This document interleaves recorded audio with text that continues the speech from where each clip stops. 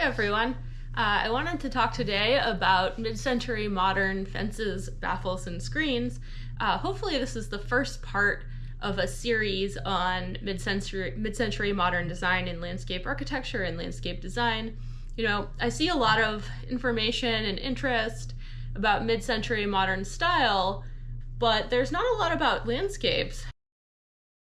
I sort of went down a rabbit hole of, old books, old periodicals, old magazines, and after spending perhaps too much time on it, I'm here to share what I found. So whether you want sort of a fence or a screen that sort of fits in with your neighborhood, or something that really screams, mid-century modern, period, wild design, I think we'll have something for everyone. And also, I wanted to let everyone know that I can create custom fence details, and I was thinking about creating some and selling them on my website. If there's a style you'd really like to see a detail for, you want to know how to build, you want to build it, hand it to your contractor, you want to do it yourself, please comment and let me know, and I will work on getting that together. I'd love to know which ones are the most popular. Just know for now that it is a spectrum, and just because your house was built between, say, 1945 and the mid-70s doesn't necessarily mean that it's a modern house. It may well be a traditional house built during that time period. So hopefully the examples in this video will help clarify what modern means in terms of fence and screen and baffle designs. So sort of traditional and modern design are on one sort of spectrum, and both of them are actually pretty ordered, pretty controlled use of space. And so then sort of on another axis entirely is more rustic or more organic design forms that are more wild, less controlled, and so that can actually work really well with either a traditional house or a more modern house. And actually it can work especially well with a modern house because you have this sort of sharp geometric shape butted right up against this disorder, this wild nature full of ferns and trees and rocks. And it's this really compelling sort of juxtaposition there. That works pretty well with sort of more natural elements. It works well in the built structure as you get further and further from the house. It gets, more and more rustic. So it turns from, say, dimensional lumber to, split rail. So at the time period, they had access to a lot of different kinds of fences, almost all the kinds that we have today. And it's not my intention to go through every single type of fence that may work with your home, just to highlight some of the more interesting or unusual ones of the era. So I'm going to talk about fence styles, sort of roughly arranged from more rustic and more transitional to, highly modern. So if you want that like highly modern fence, you wait for the end. So I'm not going to talk about hedges very much in this video, but I just did want to remind people that they are a great option, especially if you're really limited by fence height or fence location in terms of like property lines or zoning setbacks. Often you can sort of get around that with a hedge. So first I want to talk about solid board fences. They were very common then, as they are common now. Both vertical boards and horizontal boards were widely available in the mid-century era.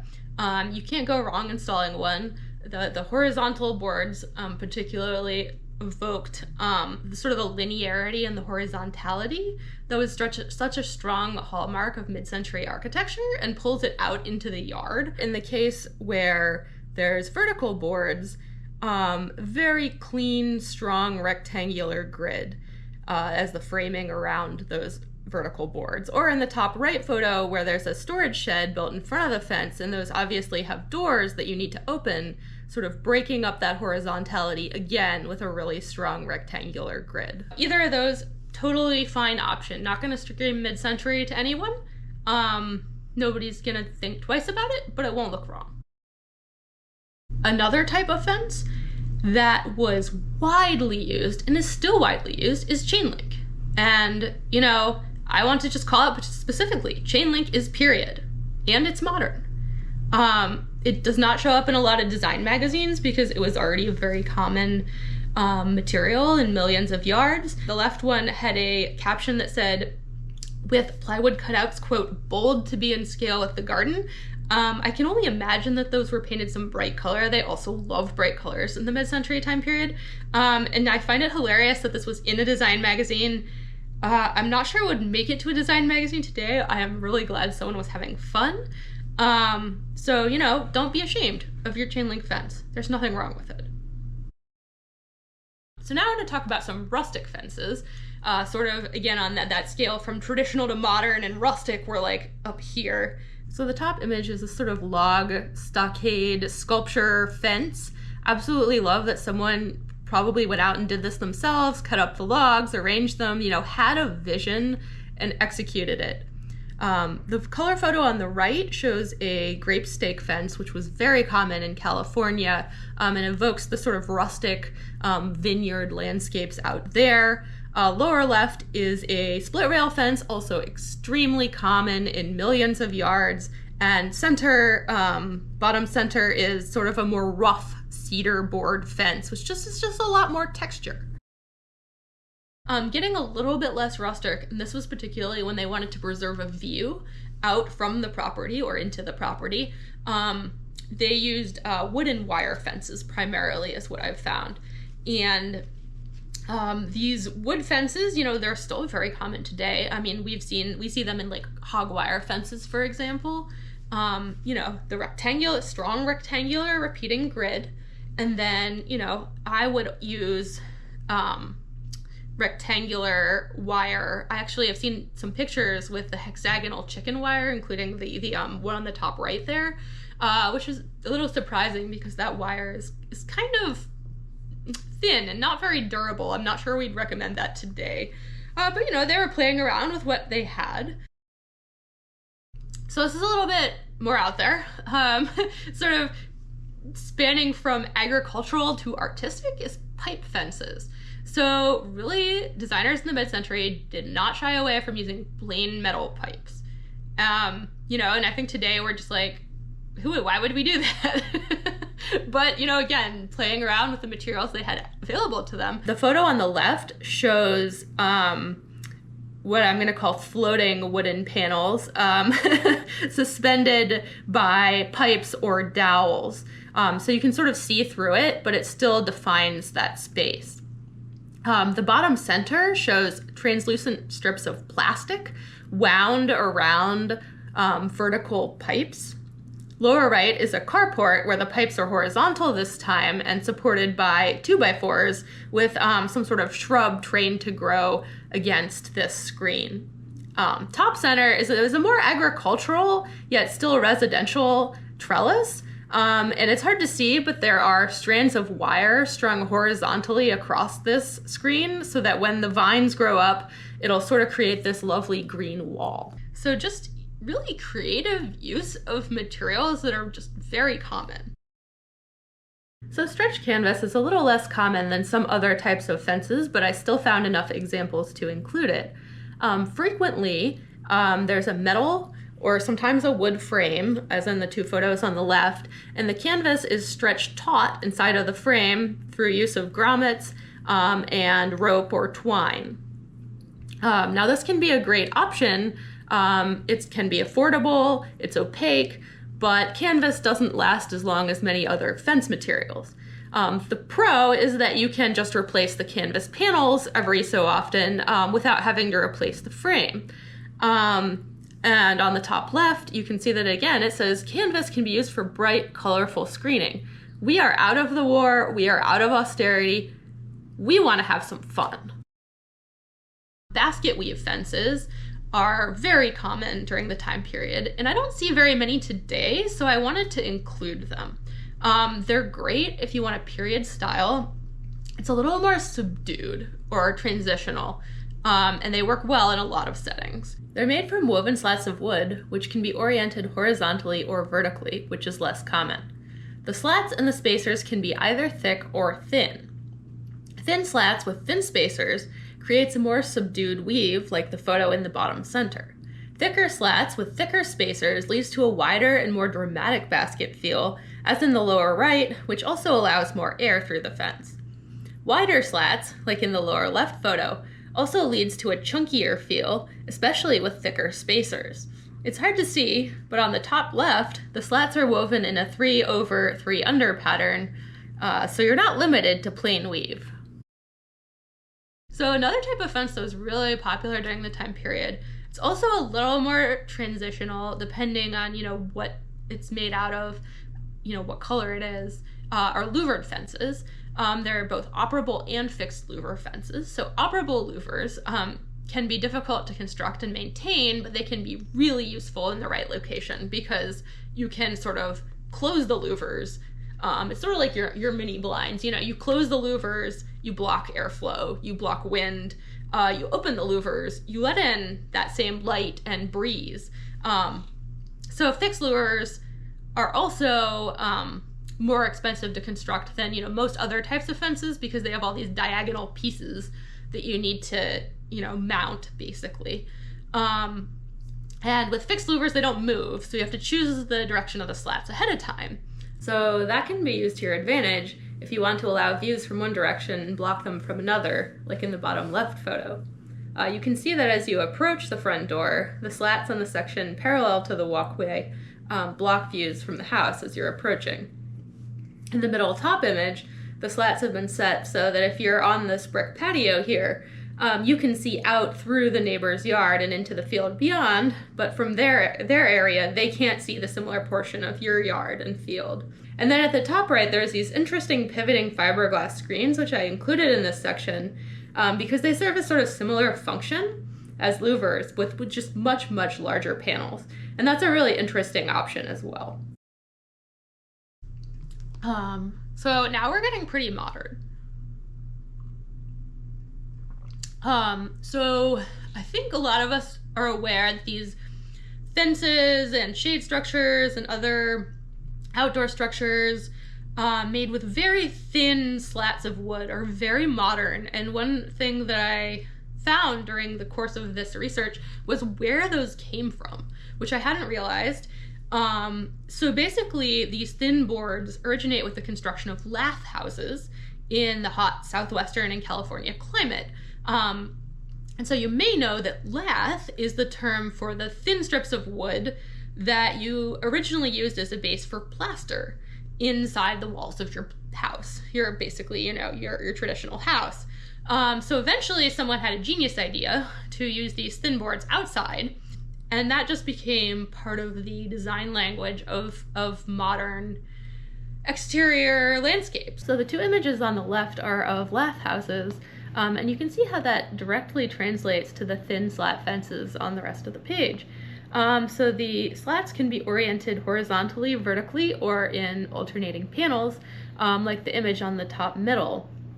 So that image, the fence is constructed out of grape stakes, which are a thicker 1x1 material, which has some benefits over a thinner material because thinner material breaks down a lot more quickly. It warps in more extreme climates and heat and cold and rain.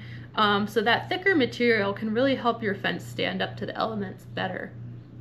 The image in the bottom center is interesting. You can see that they've framed out the screen, but then they haven't continued the slats all the way to the top, leaving these sort of like empty rectangles, which is a really great segue to our next fence type. So moving from slat fences, we get to sort of an intermediate, what I'm calling, and I haven't seen this anywhere, I just made up this classification because, I needed a way to organize this. Basically, I'm calling grid fences, and I'm calling this section grids of slats because the mid-century period was all about grids. They loved a grid, both regular grids and fractured grids. On two of these images, the top left and top center, you can see that the top cells are open as well as some of the cells on the bottom, and yet the grid is still framed out, which provides that sense of sort of partial enclosure and prevents the fence from feeling oppressively tall. On the lower right, those slats are more, you can see through the fence. They're also playing with the directionality of the slats, which is really fun. So the next type of grids is just what I'm calling regular panel grids. So this includes panel grids, what I've seen called shadow boxes, egg crate fences. By regular, I mean that the fence is divided into a grid where all the cells are the same size and shape. Whatever size they are, they're all the same. The cells may be empty, or they may be filled with solid or translucent materials. They can also be very colorful. The caption for the fence on top right says that it's gaily painted, and I'd love to know what colors. The designers were really interested in strong patterns of shadow and light that occurred throughout the day and seasons. The fence on the lower right has sort of a thickness, and some cells are paneled on the front and some on the back, leading to this effect where some of the shadows you can see are very different than others. In the top center, they're playing with this regular grid, but sort of irregularly filling in some of the cells, but not others. On the bottom left and bottom center, there's an egg crate grid shown in the sun, but also at the same fence shown in the shade. At this time period, they were really interested in shadows and light and transparency and translucency, and playing with all of these effects within this really strong grid as a sort of container. So another type of grid is what I'm calling an irregular grid, and this is sort of inspired by the Mondrian painting on the top right here. The cells are different sizes and shapes. This is still this really strong idea of grids and lines, but the grid has been sort of fractured and subdivided and moved around. And similar to the regular grid, the cells can be filled, empty, or translucent. In the image to the left, we see several of these rectangles are the same size. There's a couple of different sizes, two of them are squares, and the top right cell is just empty and a completely different size from all the rest. These are very colorful, I think, cement board panels. On the middle right, there's a diagram for a fractured grid fence that also has a portion of vertical solid board. And on lower right is a translucent fence with thin dark slats, again in an irregular pattern. So yet another kind of grid is sort of more of a freestanding baffle or a screen attached to the house usually. Is created by dimensional lumber that's run vertically, so not horizontal this time, with little connecting pieces made out of either the same lumber or plywood, and they can be symmetrical like the two in the middle. But often the pattern was irregular. They were kind of playing with like what organic forms they could create from geometric shapes. So you can see in the screen on the left, it's like quite undulating, despite being made out of like rectangles and dimensional lumber. And how do we divide the space where we definitely feel like it's divided, but you can still see through it? So breeze blocks, very common. A lot of us know about breeze blocks. They're perforated concrete blocks. Again, they allow air and light through. They cast patterns of shade on a space. Also a product of the hot southwestern and southern climate, but they can work well in other climates too. So breeze blocks can be used as part of a building facade, or as a screen in front of the building. They can also be used in freestanding fences, walls, and screens, like most of the images on this page. And breeze blocks were widely available in many patterns during the time period. Unfortunately, many of these are really hard to find today. So the image on the lower right is something a little different. It's actually a tile screen and is pink, installed as a trellis for climbing vines and supported by a wood frame. And these were also commonly used as screens to sort of divide space too. So one exciting type of fence that I almost never see today is a corrugated fence, and often in very bold colors, like these two blindingly yellow screens, which I love. They seem to be popular modern choices, so they do totally block light and wind, and give complete privacy. And the designers seemed really interested in these, and I do wonder if this is an artifact of black and white photography. They seemed very interested in the patterns of light and shadow, like cast by the corrugations throughout the day. They used this dramatic jog in the fence line. It's just zigzag, which is, as hopefully get to another video, another feature of modern design is like zigzags. But you can sort of see that like throughout the day, the sun moving through this space is gonna like, just the corrugations are just gonna keep changing. However, a lot of these were corrugated asbestos panels. Fiberglass was also used. And I mean, you can't use asbestos today, thankfully. I would not use fiberglass either. It's probably not the best idea. If you want to go for this today, you know, I would stick to like painted corrugated steel or aluminum. You can buy panels, and this is certainly like a highly modern look. And you know, you can also paint it like bright yellow on the inside and then just paint it like normal color on the outside. You know, if you have neighbors who are easily offended or something. I don't know what normal color is, but you know. So now we get to like the epitome of modern, and the books are full of these pictures. I clipped so many of them, partially because I was really excited about them. But I think they were really excited about them too. Translucent plastic, fiberglass, and glass. So today we do not think of plastic as a landscape material, but the mid-century time period was all about experimentation with new materials. And as we've seen, the designers were very excited about shadow box effects, and they were really excited about being able to sort of partially see through a material. There's a number of photos from night where, you know, they have a light and there's a shadow of a plant on the screen. They were directly inspired by Japanese shoji screens, which are a traditional screen made from translucent paper set in a gridded wood frame.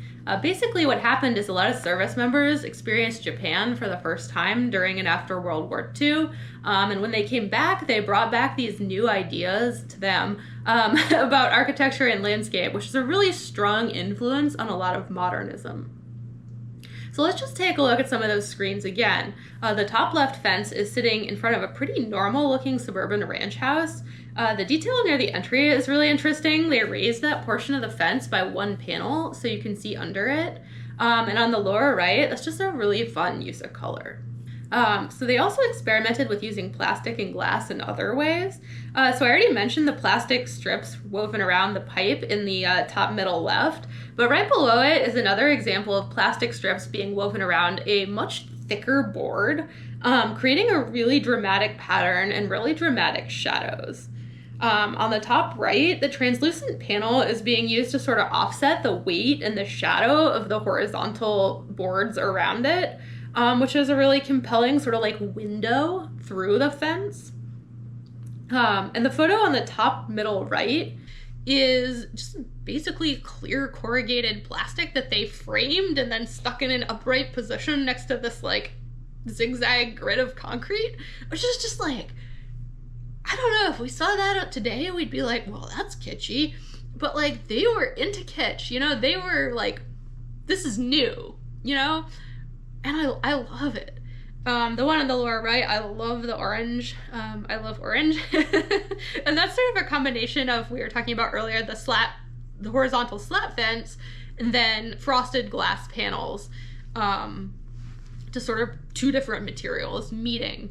And that's one thing I'd like to do another video I didn't really get to in this was talking about, you know, you don't need your fence to be all one material. You don't need it to be all closed in. Maybe you want a section open and a section not. But we'll talk about that in another video. So now I just wanted to briefly touch on, you know, I think today we say, oh, I have a modern house and I want a modern fence. And, you know, I think sometimes they're thinking of more like contemporary, which modern and contemporary is such a weird word because modern just means like of current, but what's modern then isn't modern now anyway. But so basically The photo on the top right is the only photo I've found that may be stainless steel cable railing, and it might not be. It's really hard to tell from this photo if this is just like a wire fence with like wood baffles.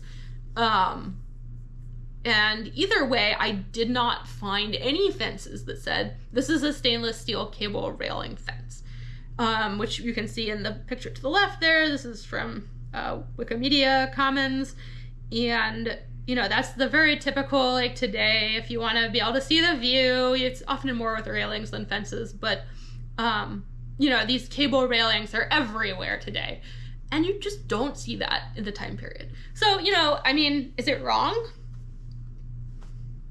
No. I mean, the design police is not going to come after you. You know, but was it technically period? No. You know, same with Core 10 or weathering steel panels. So weathering steel did exist during that time period, but it really hadn't jumped from like heavy industrial to artistic to home use. And technologies like water jet cutting just didn't, you know, exist in a commercial setting. So, you know, today we use, like the photo on the lower right is a modern building with this sort of semi-transparent Core 10 weathering steel screen, very evocative of mid-century design of, you know, breeze blocks in particular, but it, you know, they didn't have it. And, you know, the photo on the left is, you know, a screen in a residential setting, again, Core 10 screen, and one might say that, you know, these organic shapes are, quote, bold to be in scale with the garden, as we saw some minutes ago. But, you know, they wouldn't have had this. So is this wrong? Again, I mean, I personally don't see a problem. You know, they, at the time period, were really embracing new materials, really playing with them. And if you want to use these new materials in a way that's true to the spirit of mid-century design, I personally don't see an issue. You know, I think it's a lot better than, you know, putting up a white picket fence or, you know, a really ornate wrought iron fence, and which is just totally wrong.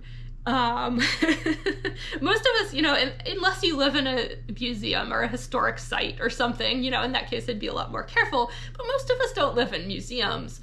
And, you know, I really think that, you know, if you know what's modern and what's mid-century, I think you should have a license to be able to play with it, because they were playing with it. I mean, you don't create like a fence from like just logs that you found like of different heights and just putting them all next to each other without a sense of play, you know. And that's one of the most appealing things for me about this time period. Yeah, you know, there's a lot of possibility out there, and I haven't been seeing it reflected in a lot of the designs that, you know, to say they're mid-century or modern. And I don't want all of these great examples to just get lost. So I hope you enjoyed this. If you like this, please subscribe. Please let me know if you'd like me to draw up a construction detail for any of these kinds of fences, or if you have any questions.